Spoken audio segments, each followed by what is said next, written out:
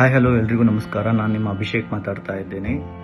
ನೀವೆಲ್ಲರೂ ಕೇಳಿರ್ತೀರಾ ರಾಯರಿದ್ದಾರೆ ಅಂತ ತುಂಬ ಜನ ಹೇಳ್ತಾ ಇರ್ತಾರೆ, ಕಮೆಂಟ್ ಆಗ್ತಾ ಇರ್ತಾರೆ. ಅವ್ರ ಗಾಡಿಗಳಲ್ಲಿ ಕೂಡ ಬರೆಸ್ಕೊಂಡಿರ್ತಾರೆ. ಇನ್ನು ಕೆಲವರು ಭಕ್ತಿಯಿಂದ ಹೇಳ್ತಾ ಇರ್ತಾರೆ ರಾಯರಿದ್ದಾರೆ ಅಂತ. ಆದರೆ ಅದ್ರ ಹಿಂದೆ ಒಂದು ಜ್ಯೋತಿಷ್ಯ ಕಾರಣ, ಆಧ್ಯಾತ್ಮಿಕ ಕಾರಣ ಕೂಡ ಒಂದು ಇದೆ. ಆ ಕಾರಣನ ನಾನು ಇವತ್ತು ತಿಳಿಸ್ಕೊಡೋದಕ್ಕೆ ಈ ವಿಡಿಯೋ ಮಾಡಿದ್ದೇನೆ. ಈ ವಿಷಯದ ಬಗ್ಗೆ ತಿಳಿಸ್ಕೊಡೋದಕ್ಕಿಂತ ಮುಂಚೆ ನಮ್ಮ ಕೃಷ್ಣಾಭಿರಾಮ ಚಾನಲ್ನ ಸಬ್ಸ್ಕ್ರೈಬ್ ಮಾಡಿ, ವಿಡಿಯೋಸ್ನ ಲೈಕ್ ಮಾಡಿ, ಹಾಗೆ ಫ್ಯೂಚರ್ ಅಪ್ಡೇಟ್ಸಿಗೋಸ್ಕರ ಬೆಲ್ ಐಕಾನ್ನ ಒತ್ತಿ. ಸೊ ಈ ಒಂದು ಕಥೆನ ನಾನು ಒಂದು ಸನ್ನಿವೇಶದ ಮೂಲಕ ನಿಮಗೆ ಹೇಳ್ತೀನಿ. ಸೊ ರಾಯರಿದ್ದಾರಲ್ಲ, ಆಲ್ರೆಡಿ ಪೀಠಕ್ಕೆ ಹೇರಿ ಅಥವಾ ಗುರು ಪೀಠಕ್ಕೆ ಅಲಂಕರಿಸಿ ತುಂಬ ವರ್ಷಗಳೇ ಕಳೆದಿರುತ್ತೆ. ಸೊ ಮಠದ ಪರಂಪರೆ ಹೇಗೆ ನಡ್ಕೊಂಡ್ ಬರ್ತಾ ಇರುತ್ತೆ ಅಂತಂದ್ರೆ, ಯಾವುದೇ ಒಬ್ಬ ವಿದ್ವಾಂಸರು ಬಂದ್ರೆ ಅವರ ಪಾಂಡಿತ್ಯವನ್ನು ಚರ್ಚಿಸಿ ಅದನ್ನ ಸಭೆಯೆಲ್ಲ ಆನಂದಿಸಿ ಅವರಿಗೆ ನಂತರ ಸನ್ಮಾನವನ್ನು ಮಾಡ್ತಾ ಇರ್ತಾರೆ ಮಠದಲ್ಲಿ.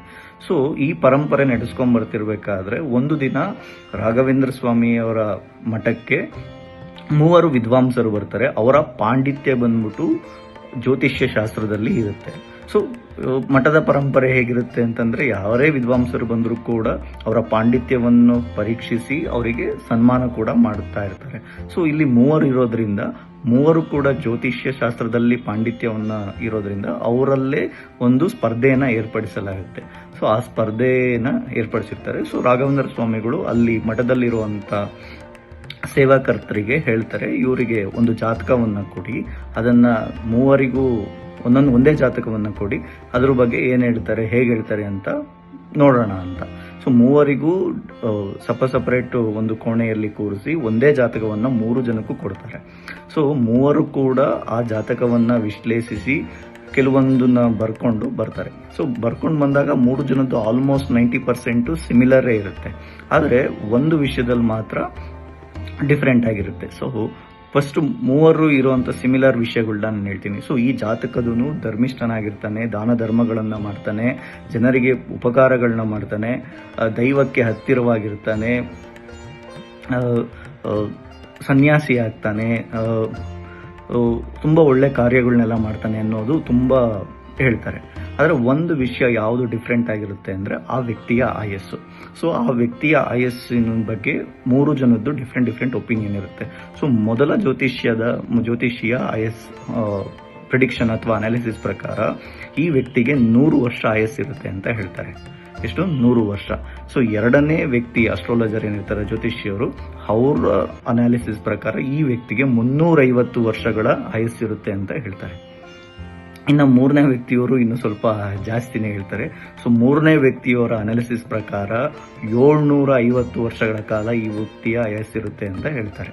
ಸೊ ಇದನ್ನ ನೋಡಿ ಇಡೀ ಸಭೆ ದಿಗ್ಭ್ರಮೆ ಒಳಗಾಗುತ್ತೆ. ಸೊ ಇಂಥ ವ್ಯಕ್ತಿ ಯಾರಿರೋದಕ್ಕೆ ಸಾಧ್ಯ?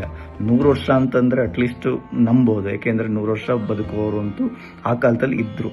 ಬಟ್ 350 ವರ್ಷ, ಅದರಲ್ಲೂ 750 ವರ್ಷ, ಸೊ ಇದು ಸಾಧ್ಯನೇ ಇಲ್ಲ, ಯಾವ್ದಿದು ಅಂತ ಸುಮ್ಮನೆ ಸಭೆಯಲ್ಲಿ ಸ್ವಲ್ಪ ಗದ್ದಲ ಸ್ಟಾರ್ಟ್ ಆಗುತ್ತೆ. ಆಗ ರಾಘವೇಂದ್ರ ಸ್ವಾಮಿಗಳು ಸ್ವಲ್ಪ ಮುಗುಳ್ನಗ್ತಾ ಅಲ್ಲಿನ ಯಾರು ಸೇವಕರ್ತರಿಗೆ ಕೇಳ್ತಾರೆ, ನೀವು ಯಾರ ಜಾತಕನ ತಗೊಂಡೋಗಿ ಕೊಟ್ರಿ ಅಂತ. ಅದಕ್ಕೆ ಅವ್ರು ಹೇಳ್ತಾರೆ, ನನಗೆ ಯಾರ ಜಾತಕ ಕೊಡಬೇಕು ಅಂತ ಗೊತ್ತಾಗ್ಲಿಲ್ಲ, ಅದಕ್ಕೆ ನಿಮ್ದೇ ಜಾತಕನ ಕೊಟ್ಟೆ ಅಂತ. ಸೊ ಅವಾಗ ಒಂದು ಸಭೆಗೆ ಒಂದು ತುಂಬಾ ಇದಾಗುತ್ತೆ, ಗಾಂಭೀರ್ಯತೆ ಬರುತ್ತೆ. ಸೊ ಇದು ರಾಘವೇಂದ್ರ ಸ್ವಾಮಿಗಳ ಸ್ವತಃ ಜಾತಕ ಸೊ ಅಂತ. ಸೊ ಇದ್ರ ಬಗ್ಗೆ ಕನ್ಕ್ಲೂಷನ್ ಏನ್ ಕೊಡಬೇಕು ಅಂತ ಯಾರಿಗೂ ಗೊತ್ತಾಗಲ್ಲ. ಬಟ್ ಇದು ಸರಿನಾ ತಪ್ಪಾ ಅಂತ ಜಡ್ಜ್ ಮಾಡಬೇಕಾಗಿರೋದು ಯಾರು? ರಾಘವೇಂದ್ರ ಸ್ವಾಮಿಗಳು. ಯಾಕೆಂದ್ರೆ ಅವರು ಕೂಡ ಜ್ಯೋತಿಷ್ಯ ಶಾಸ್ತ್ರದಲ್ಲಿ ತುಂಬಾ ಅಪಾರವಾದ ಪಾಂಡಿತ್ಯವನ್ನ ಪಡ್ಕೊಂಡಿರುವಂಥವ್ರು, ಅವ್ರಿಗೂ ತುಂಬಾ ಆಸ್ಟ್ರಾಲಜಿ ಗೊತ್ತಿರುವಂಥದ್ದು. ಸೊ ಅವರಿಗೆ ಕೇಳ್ತಾರೆ, ಸೊ ಈ 3ರಲ್ಲಿ ಯಾರ ಜ್ಯೋತಿಷ್ಯ ಪರ್ಫೆಕ್ಟ್ ಆಗಿದೆ ಅಂತ.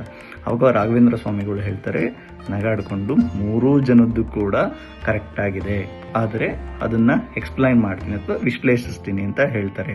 ಸೊ ಅದು ಯಾವ ರೀತಿ ಅಂತ ಅಂದ್ರೆ, ಸೊ ಮೊದಲನೇ ಜ್ಯೋತಿಷಿಗಳಿರೋ ಪ್ರಕಾರ 100 ವರ್ಷ ಆಯಸ್ಸಲ್ವಾ. 100 ವರ್ಷ ಹೇಗೆ ಅಂದ್ರೆ, ನಾನು ನಿಮ್ಗೆ ದೈಹಿಕವಾಗಿ ಸಂಪರ್ಕದಲ್ಲಿ ಇರ್ತೀನಿ, ಅಂದ್ರೆ ಫಿಸಿಕಲಿ ನೋಡೋದಕ್ಕೆ, ಮಾತಾಡೋದಕ್ಕೆ, ಜ್ಞಾನವನ್ನು ತಿಳಿಸ್ಕೊಡೋದಕ್ಕೆ ನಾನು ನಿಮ್ಮ ಜೊತೆ ಇರ್ತೀನಿ. ಸೊ ಫಿಸಿಕಲಿ ಆಶೀರ್ವಾದನೂ ಕೂಡ ಅಥವಾ ಅಲ್ಲಿರೋ ಭಕ್ತರ ಸಂಕಷ್ಟಗಳನ್ನ ಕೂಡ 100 ವರ್ಷ ನಾನು ದೇಹದಲ್ಲಿ ಇದ್ದುಕೊಂಡು ಇದನ್ನೆಲ್ಲ ಮಾಡ್ತೀನಿ. ಇನ್ನು 350 ವರ್ಷ ಇರುತ್ತಲ್ಲ, 350 ವರ್ಷ ನಾನು ಬರೆದಂಥ ಶಾಸ್ತ್ರಗಳು, ಕೃತಿಗಳು, ಅಧ್ಯಯನ ಇದು ಇರ್ತಾವಲ್ಲ, ಅದ್ರ ಪ್ರಕಾರ ಅದನ್ನ ಅಧ್ಯಯನ ಯಾರು ಮಾಡ್ತಾರೋ ಅವರಲ್ಲಿ ನಾನು ನೆಲೆಸ್ತೀನಿ. ಸೊ ಎಷ್ಟೋ ಜನ ಈಗಲೂ ರಾಯರು ಬರೆದಿರುವಂಥ ಕೃತಿಗಳನ್ನ ಇದನ್ನು ಅಧ್ಯಯನ ಮಾಡ್ಕೊತ ಸೊ ಅವರನ್ನ ಸೇವಿಸ್ತಾ ಇರ್ತಾರೆ. ಸೊ ಆ ರೀತಿ ನಾನು 350 ವರ್ಷ ನಿಮ್ಮ ಜೊತೆ ಇರ್ತೀನಿ. ಇನ್ನು ನನ್ನ ಸನ್ನಿಧಾನಕ್ಕೆ ಬರುವಂಥ ಅಥವಾ ನನ್ನ ನೆನೆಸ್ಕೊಳ್ಳುವಂಥ ಭಕ್ತರನ್ನ ಕಾಪಾಡ್ತಾ ಅವರಿಗೆ ಆಶೀರ್ವಾದಗಳು ನೀಡ್ತಾ ಅವರ ಸಂಕಷ್ಟಗಳನ್ನ ಪರಿಹರಿಸ್ತಾ 750 ವರ್ಷ ನಾನು ಇರ್ತೀನಿ. ಅಂದರೆ ಅರ್ಥ ಆಗ್ತಿದೆ ಅಲ್ವಾ ನಮಗೆ? 750 ವರ್ಷ ನಾನು ಇರ್ತೀನಿ ಅಂತ. ಸೊ 750 ವರ್ಷ ನಮ್ಮ ಜೊತೆ ಅವರು ದೈಹಿಕವಾಗಿ ಇಲ್ಲದೆ ಇದ್ರೂ ಕೂಡ ನಮಗೆ ಆಶೀರ್ವಾದ ರೂಪದಲ್ಲಿ ಅವ್ರು ಯಾವಾಗಲೂ ನಮ್ಮ ಜೊತೆ ಇರ್ತಾರೆ. ನೀವೆಷ್ಟೋ ಜನ ಕೇಳ್ಕೊಂಡಿರ್ತಾರೆ, ನಮಗೆ ರಾಯರು ಕನಸಲ್ಲಿ ಬಂದರು ಅಥವಾ ರಾಯರು ನಮ್ಗೆ ಯಾರೋ ಒಬ್ರು ಕಳಿಸ್ಕೊಟ್ಟು ನಮಗೆ ಕೆಲಸ ಮಾಡಿಕೊಟ್ರು. ಹಾಗೆ ರಾಯರು ಯಾವುದೋ ಒಂದು ರೂಪದಲ್ಲಿ ನಿಮಗೆ ಬಂದು ಆಶೀರ್ವಾದ ನೀಡ್ತಾ ಇರ್ತಾರೆ, ಕಾಪಾಡ್ತಾ ಇರ್ತಾರೆ.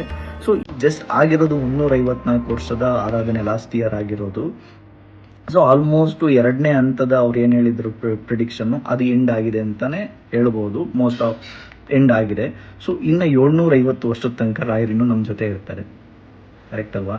750 ವರ್ಷದ ತನಕ ರಾಯರು ನಮ್ಮ ಜೊತೆ ಇರ್ತಾರೆ, ನಮ್ಗೆ ಆಶೀರ್ವಾದ ಮಾಡ್ತಿರ್ತಾರೆ, ನಮ್ಮನ್ನು ಕಾಪಾಡ್ತಾ ಇರ್ತಾರೆ. ಸೊ ಹಾಗಾಗಿ ಎಲ್ಲರೂ ಕೂಡ ಹೇಳೋದು ರಾಯರಿದ್ದಾರೆ, ರಾಯರಿದ್ದಾರೆ, ರಾಯರಿದ್ದಾರೆ. ಎಸ್, ರಾಯರ್ ನಮ್ಮ ಜೊತೆ ಇದ್ದಾರೆ, ಎಲ್ಲೂ ಹೋಗಿಲ್ಲ, ರಾಯರ್ ನಮ್ಮ ಜೊತೆನೇ ಇದ್ದಾರೆ. ಸೊ ಈ ಮಂತ್ರದಿಂದ ನಾನು ಈ ವಿಡಿಯೋನ ಎಂಡ್ ಮಾಡ್ತಾ ಇದ್ದೀನಿ.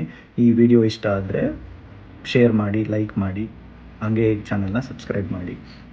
ಓಂ ಶ್ರೀ ಪೂಜ್ಯಾಯ ರಾಘವೇಂದ್ರಾಯ ಸತ್ಯಧರ್ಮರತಾಯ ಚ ಭಜಕಾಂ ಕಲ್ಪವೃಕ್ಷಾಯ ನಮತಾಂ ಕಾಮಧೇನುವೆ. ಓಂ ಗುರುಭ್ಯೋ ನಮಃ. ಓಂ. ಎಲ್ರಿಗೂ ರಾಯರು ಒಳ್ಳೇದು ಮಾಡಿ. Thank you.